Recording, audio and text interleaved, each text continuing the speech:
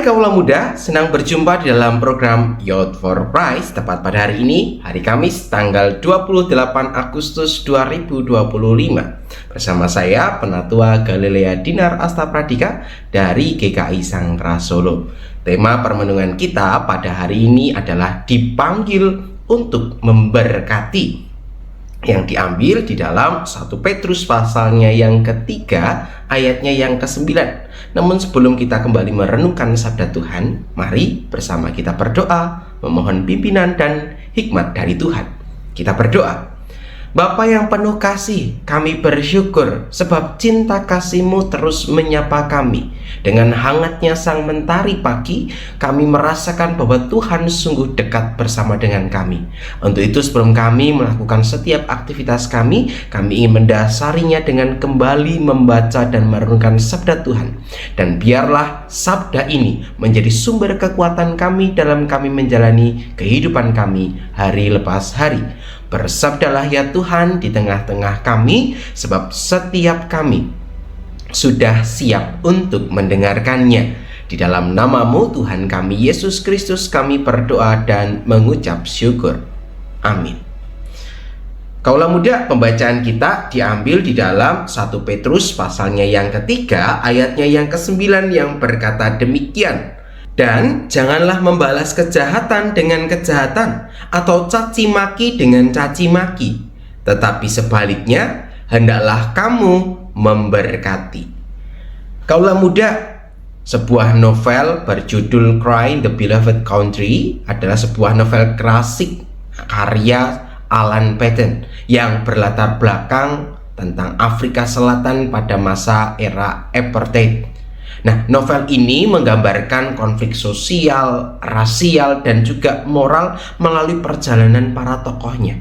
Nah, secara khusus seorang pendeta tua pedesaan bernama Stephen Kumalo, ia datang ke kota besar untuk mencari putranya yang sedang membantu menyelesaikan permasalahan adiknya.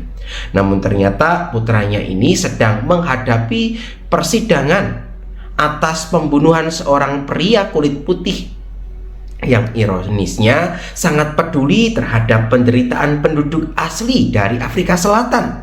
Ia juga harus berhadapan dengan ayah dari sang korban.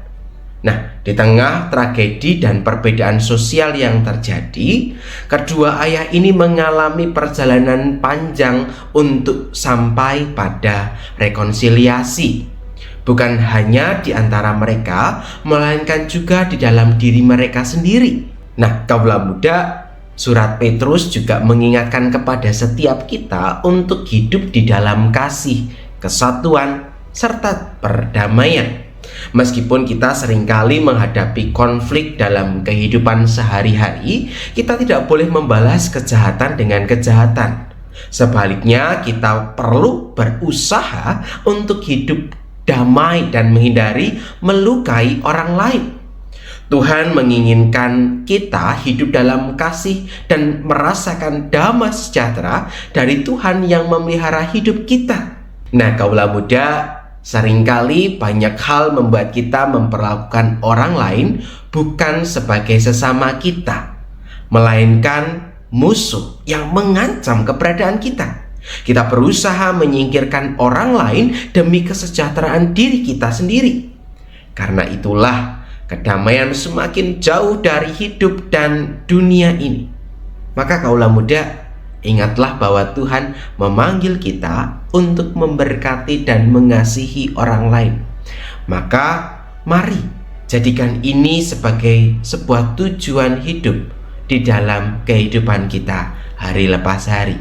Dan kiranya permenungan ini boleh terus mengingatkan kita bagaimana kita harus hidup seturut dengan kehendak Tuhan.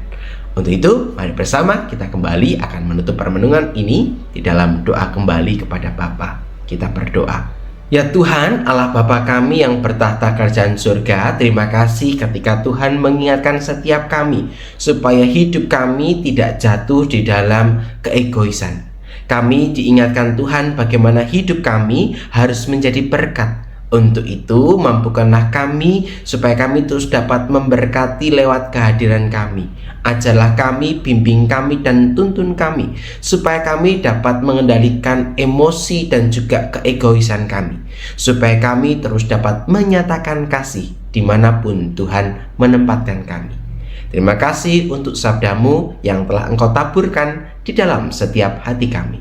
Inilah doa dan syukur kami yang kami naikkan hanya di dalam satu nama, yakni Tuhan kami, Yesus Kristus. Kami berdoa dan mengucap syukur. Amin. Kaulah muda, demikian permenungan kita hari ini. Jangan lupa untuk selalu like, subscribe, dan juga membagikan link video ini kepada sesamamu.